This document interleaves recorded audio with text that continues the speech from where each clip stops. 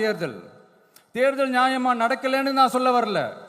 But சுதந்திரமாகவும் நியாயமாகவும் தான் தேர்தல் நடக்குது அப்படிங்கிற அந்த அசைக்க முடியாத நம்பிக்கை நம்ம ஒவ்வொரு இந்தியனுக்கும் இருக்கணும்னு தோணுச்சு.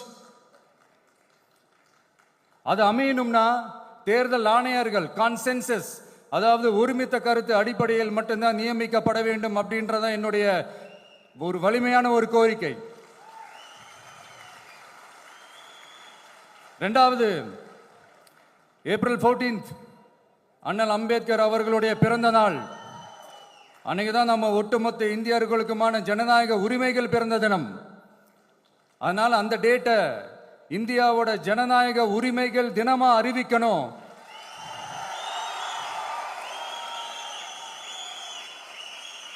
அப்படின்றத என்னுடைய இன்னொரு தாழ்மையான ஒரு வேண்டுகோள். அது இந்திய ஒன்றிய அரசிடம் நான் முன்வைக்கிறேன்.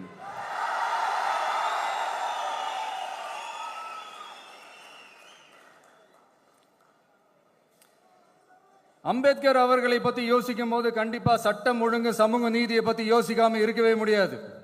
இன்னைக்கு மணிப்பூர்ல என்ன நடக்குதுன்னு நம்ம எல்லாருக்குமே தெரியும். ஆனா அதை பத்தி கொஞ்சம் கூட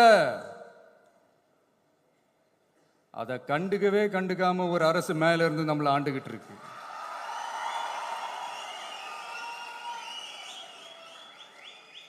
சரி, அங்கதான் அந்த அரசு அப்படி இருக்குன்னா இங்க இருக்கிற அரசு எப்படி இருக்கு?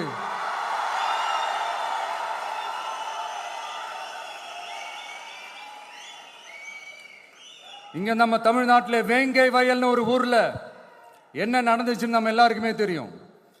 சமூக நீதி பேசுற இங்க இருக்கிற அரசு அதுக்கு எந்த விதமான ஒரு நடவடிக்கை எடுத்த மாதிரியே எனக்கு தெரியலையே. இவ்வளவு காலங்கள் தாண்டி, இத்தனை வருஷங்கள் தாண்டி ஒரு துரும்ப கூட கிள்ளி போடலையே. அதுதான் இதெல்லாம் இன்னைக்கு அம்பேத்கர் அவர்கள் இன்னைக்கு பார்த்தாருன்னா வெக்கப்பட்டு தலை குனிஞ்சு போவார்ல. கரெக்ட், நம்ம நடக்கிற பிரச்சனைகள், நடக்கிற கொடுமைகளுக்கெல்லாம் நம்ம குரல் கொடுக்கணும். ஆனா நடக்கிற பிரச்சனைகள் ஒன்னா ரெண்டா?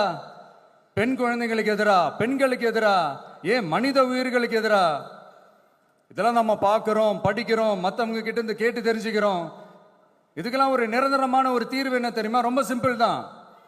நம்ம தமிழ்நாட்டு மக்களுக்கு தேவையான அடிப்படை வசதிகளை பாதுகாப்புடன் முழுமையாக அளிக்கும், மக்களை உண்மையாகவே நேசிக்கிற ஒரு நல்ல அரசு.